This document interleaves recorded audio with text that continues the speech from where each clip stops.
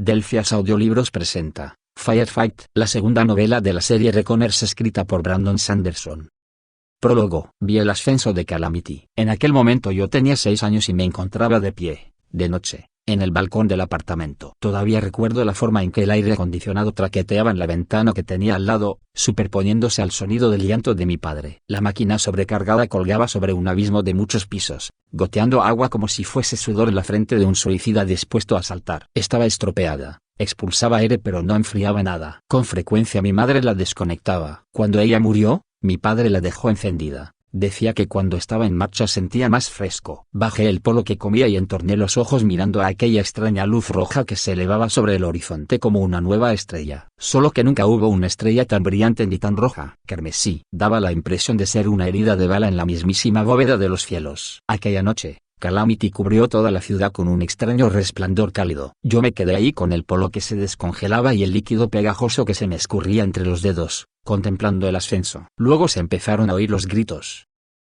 Primera parte. Capítulo 1. «David», dijo la voz en mi auricular. Desperté de mis ensoñaciones. Había vuelto a quedarme contemplando a Calamity, pero ya casi habían pasado 13 años desde su ascenso. Ya no era un niño en casa con su padre. Ya ni siquiera era un huérfano que trabaja en la fábrica de munición de las calles subterráneas. Era un Reckoner. «Aquí estoy», respondí. Me eché el rifle al hombro y atravesé la azotea. Era de noche y podría jurar que la luz de Calamity lo cubría todo de un tono rojizo, aunque nunca había vuelto a tener el brillo de aquella primera noche. Frente a mí se extendía el centro de Chicago Nova, con sus superficies que reflejaban la luz de las estrellas. Todo era de acero, como si se tratase de un cyborg del futuro al que le hubiesen arrancado la piel, aunque, ¿vale? Un cyborg sin intenciones asesinas. Oh, ya puestos, sin vida. Vaya, pensé, la verdad es que las metáforas se me dan fatal. Stilgert ya había muerto y habíamos recuperado las calles superiores de Chicago Nova, incluyendo muchos lugares de diversión que la élite en su momento había reclamado como propios. Ya podría ducharme todos los días en mi propio baño. Casi no sabía qué hacer con tanto lujo, aparte de, ya saben, no apestar. Chicago Nova, después de tanto tiempo, era libre. Mi trabajo consistía en garantizar que siguiese siéndolo.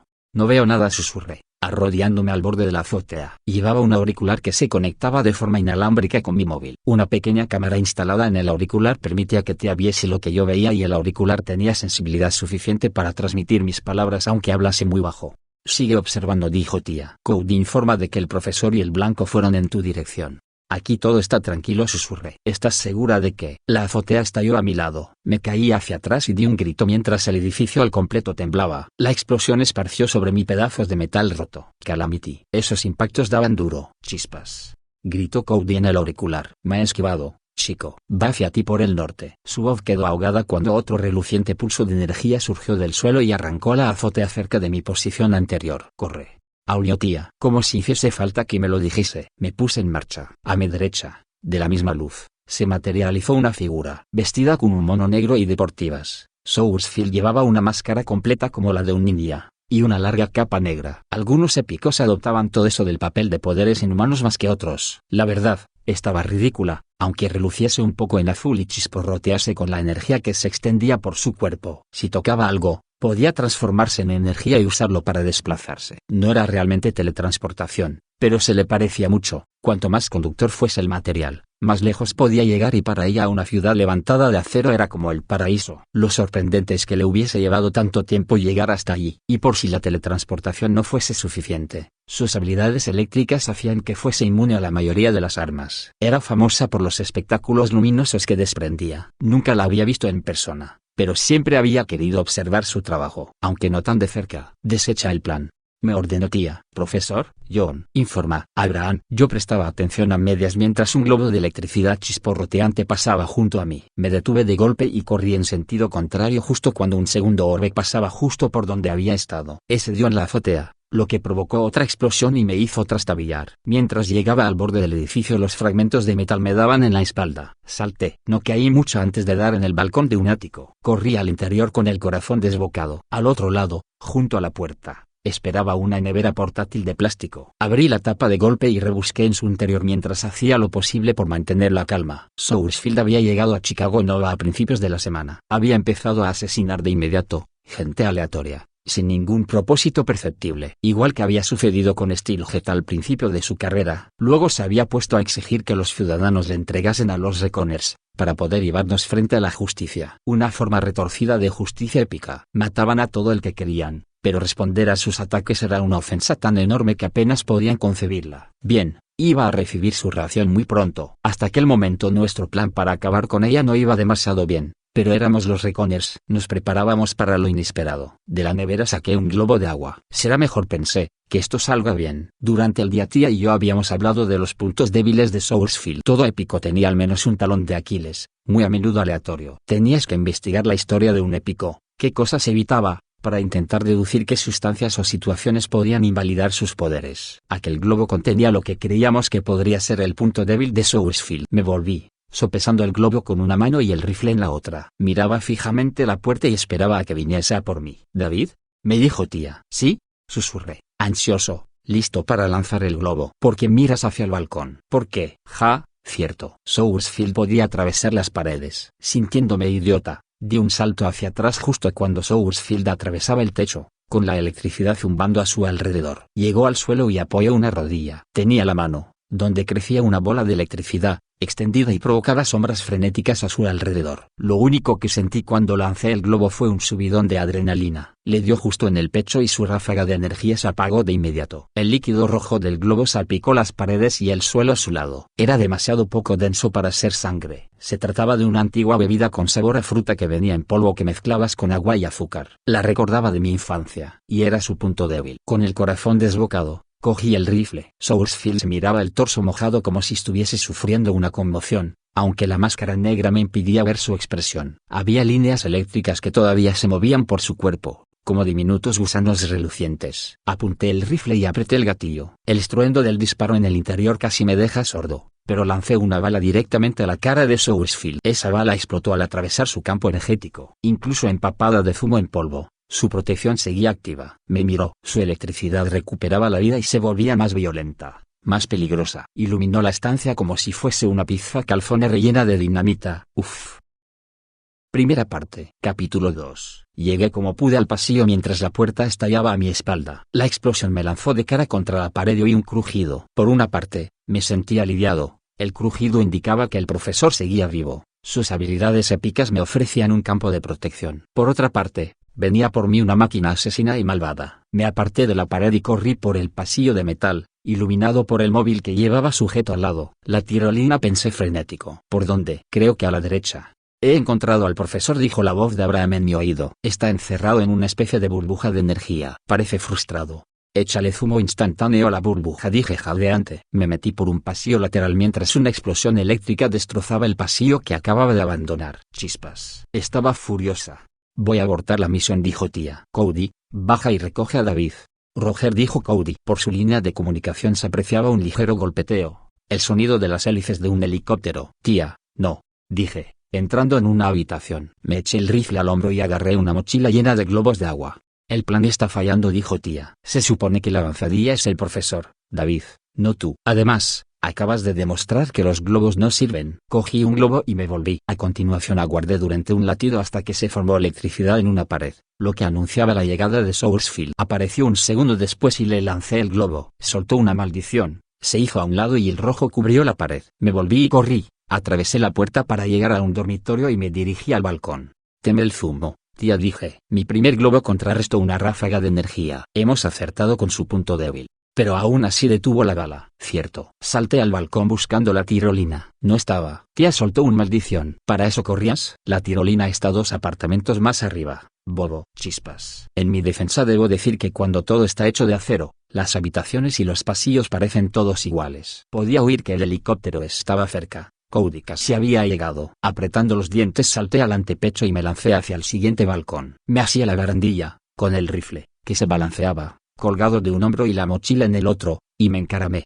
David, dijo tía. ¿El punto trampa primario sigue en activo? Pregunté. Trepé sobre unas sillas de jardín que habían sido congeladas en acero. Llegué al otro lado del balcón y subí a la barandilla. Voy a aceptar el silencio como un sí, dije. Salté. Me di un buen golpe contra la baranda de acero del siguiente balcón. Me agarré a una de las barras y miré abajo. Colgaba 12 pisos sobre el suelo. Me tragué la ansiedad y, con esfuerzo, Me levanté. Sarsfield miró de reojo el balcón que yo acababa de abandonar. Tenía miedo. Estaba bien, pero también tenía su parte negativa. Para la siguiente parte del plan necesitaba que fuese descuidada, lo que, por desgracia, significaba que debía provocarla. Salté al balcón, cogí un globo de zumo y se lo lancé. Luego, sin molestarme en comprobar si el globo había dado en el blanco, salté sobre la barandilla y agarré el extremo de la tirolina para luego alejarme de un golpe. El balcón estalló. Por suerte, la tirolina estaba fijada a la azotea, no al balcón, y el cable aguantó. A mi alrededor volaron los trozos de metal fundido mientras yo descendía ganando velocidad. Resulta que las tirolinas son mucho más rápidas de lo que parecen. A mi lado pasaban los rascacielos como manchas. Me sentía como si realmente estuviese cayendo. Logré dar un grito entre el miedo y el éxtasis antes de que todo temblara a mi alrededor, me diese contra el suelo y me quedara rodando por la calle. ¡Hala!, exclamé, levantándome. La ciudad daba vueltas como un trompo ladeado. Me dolía el hombro y, aunque al golpearme había oído un crujido, no había sido muy intenso. Se agotaba el campo de protección que me había concedido el profesor. Había un límite a lo que podían soportar antes de que yo tuviese que renovarlos. «David», dijo tía. Chispas. Sarsfield cortó la tirolina con uno de sus ataques. «Por eso acabaste cayendo». El globo hizo efecto, dijo una nueva voz. El profesor poseía una voz potente, alterada pero sólida. «Estoy libre». No he podido informar antes. La burbuja de energía provocaba interferencias con la señal. John, le dijo Tina. Se suponía que no lucharías contra ella. Sucedió, respondió secamente. «David, ¿estás vivo?» Más o menos, dije, esforzándome por ponerme de pie y recoger la mochila, que se me había soltado al caer. De la parte de abajo salía el zumo rojo. «Pero no estoy tan seguro con respecto a los globos. Da la impresión de que hay algunas bajas». El profesor gruñó. «¿Puedes hacerlo, David?». Sí, dije convencido. «En ese caso, corre al punto de trampa primario». John, dijo tía. «Si estás libre». «Sarsfield ha pasado de mí», dijo el profesor. «Ha sido como aquella vez con mitosis. No quieren pelear contra mí, os quieren a vosotros. Tenemos que acabar con ella antes de que dé con el equipo». «¿Recuerdas el camino, David?». «Claro», dije mientras buscaba el rifle. Se había roto, partido por la mitad en medio del cilindro. Chispas. Tenía pinta de que también había logrado cargarme el seguro del gatillo. Tardaría en volver a dispararlo. Comprobé la pistolera del muslo y la pistola. Parecía estar bien. «Vale, todo lo bien que puede estar una pistola». «Las odio». «Destellos en las ventanas de ese complejo de apartamentos», descendiendo, dijo Cody desde el helicóptero. Se teletransporta siguiendo el muro exterior, en dirección al suelo. «Te persigue, David». «No me gusta la situación», dijo tía. «Creo que deberíamos abortar». «David cree que puede lograrlo», dijo el profesor. «Y yo confío en él, a pesar del peligro». Sonreí. Antes de unirme a los Reconer no comprendía lo solitaria que había sido mi vida. Oír palabras así era agradable, muy agradable. «Soy el cebo», les dije a los demás. Me situé para esperar a Sarsfield y busqué globos intactos en el interior de la mochila. «Tía, sitúa las tropas en posición».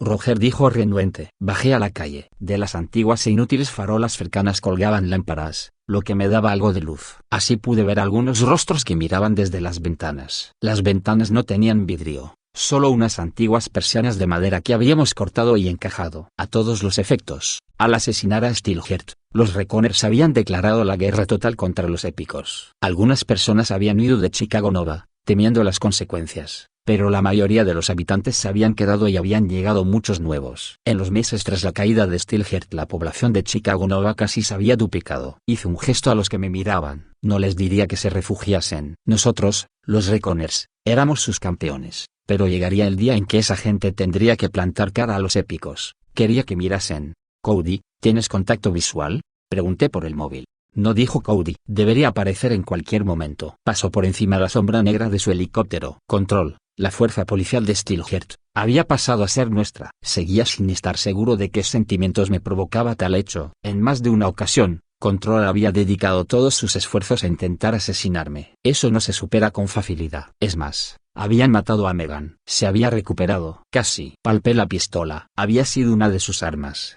«Estoy situándome en posición con las tropas», dijo Abraham. «¿David? ¿Señales de Sarsfield?», preguntó tía. No, dije, mirando la calle desierta, sin gente, iluminada por unas pocas lámparas solitarias. Casi parecía la ciudad de la época de Steelheart, desierta y oscura. ¿Dónde estaba Sarsfield? Puede teletransportarse por las paredes, pensé. ¿Qué haría yo en su situación? Nosotros teníamos los tensores, que, en esencia, nos permitían cavar un túnel allí donde quisiéramos. ¿Qué haría yo en aquel momento si tuviese una mano? La respuesta resultaba evidente. Descendería. La tenía debajo.